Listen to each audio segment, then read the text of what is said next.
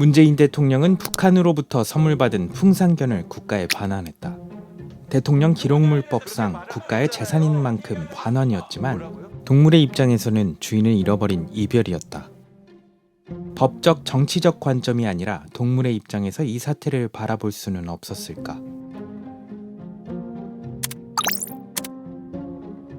여쭤보기 전에 만약에 곰이랑 송강이였다면 지금 기분이 어떨까요? 진돗개나 풍산개가 굉장히 영리함에도 불구하고 군견이나 탐지견을 못하는 이유가 핸들링을 해야 되는데 이 아이들은 오직 온리 자기 보호자의 말만 들어요. 핸들러가 바뀌면은 그 명령에 잘 따르지 않아요. 어떤 충성심 사랑 때문에 어디에다 팔아 넘긴 줄도 모르고 막 찾아서 오고 이러잖아요. 뭐 다른 개들보다도 좀 더 버려졌다는 그런 느낌을 받지 않을까. 지금 곰이 송강이의 입장이 돼서 생각해 본다면 100% 엄마 아빠를 기다려요. 개라는 동물이 특징이 사람하고의 어떤 유대 관계 속에서 행복을 느끼는 동물이거든요. 근데 진도 같은 애들은 더 하거든요. 독립심이 강하고 이렇다고 하지만 사람에 대한 사랑은 정말 지극하거든요. 누군가와 같이 시간을 보냈다면 나의 가족이라고 여겼을 텐데 일방적으로 그 개들은 물건처럼 동물원으로 보내줘야 됐고, 사실 대통령의 반려견 이른바 퍼스트 도그들의 잔혹사는 계속되어 왔다. 좋은 말로가 하나도 없어요. 판에 박은 듯 똑같은 게 되풀이되고 있어요. 박근혜 전 대통령은 탄핵 당시 키우던 진돗개 9마리를 청와대에 두고 가버렸다. 아이들은 민간이 운영하는 혈통관리협회로 뿔뿔이 흩어졌고 어떻게 관리되는지조차 제대로 확인하기 어렵게 됐다. 전에 대한 일은 전혀 모른다니까요. 박 전 대통령의 반려견 일부를 분양받은 것으로 알려진 한 혈통관리협회를 취재했지만 해당 협회는 주소지를 옮겼고 전에 관리하던 개들의 행방도 묘연한 상태였다.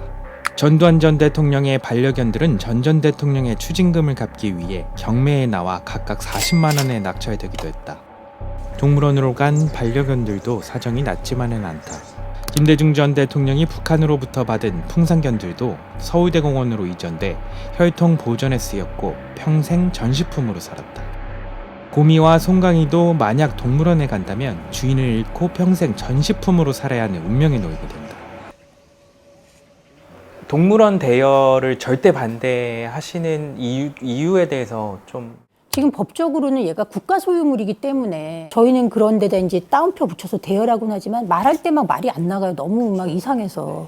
근데 일단 법적으로는 뭘 표현할 말이 없는 거잖아요. 동물원에서 물론 관리를 하겠죠. 그쪽 사육사분이나 이런 분이 관리를 하시겠지만 거기서 누구도 그 아이의 엄마 아빠는 없는 거예요. 가족은 없는 거예요.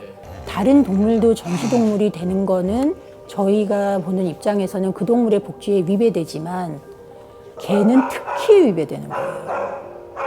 그 동물의 어떤 욕구는 먹고 자고 놀고 거기에 사람과의 유대가 반드시 들어가야 되는 동물이거든요. 그걸 줄 수가 없잖아요.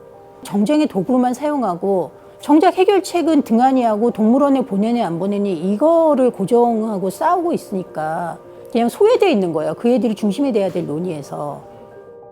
이번 문 대통령의 풍산견 반환 사태는 비단 퍼스트 도그의 처리 문제에 그치지 않는다. 법적으로 동물이 여전히 물건으로 인식되고 있고 따라서 물건으로 처리될 수밖에 없는 우리의 현실을 보여준다. 부부가 살다가 이혼을 해요. 그럼 양육권 소송하잖아요. 그때 반려동물 갖고 소송하는 그런 사례가 있어요. 내 정 들었는데 너는 키울 자격 없으면 내가 데려갈게.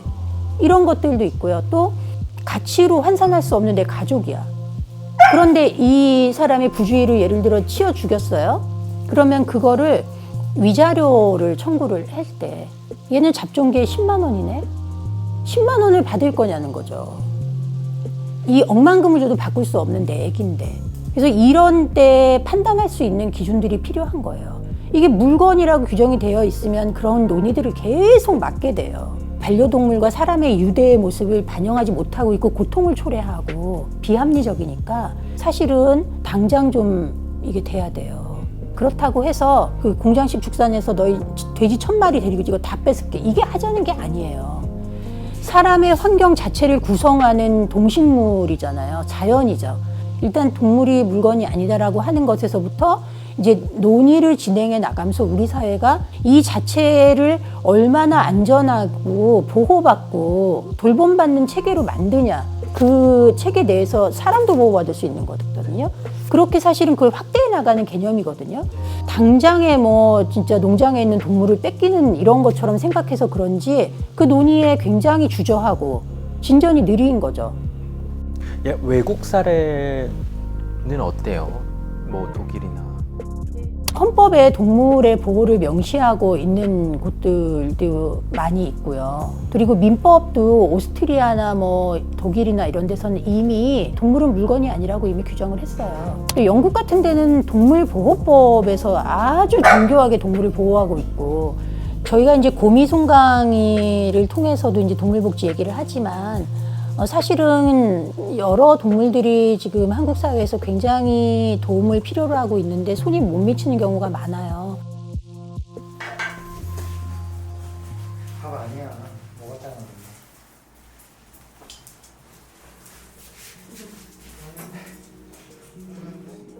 입을 이제 노끈으로 묶은 상태였는데 그 상태에서 조금 이렇게 좀 때리고 있더라고요. 그 틈에 또 새끼가 나오니까 네, 새끼도 엄마처럼 살게 하고 싶진 않았어요. 네, 꼭 어떻게든 구조를 해서 나머지 인생을 좀 잘 행복하게 좀 해주고 싶어서.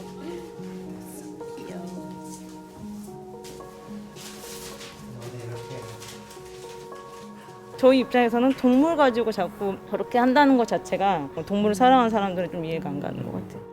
한번 책임지면 끝까지는 책임져야 되는데 그게 안 되니까 그게 가장 슬픈 것 같아요.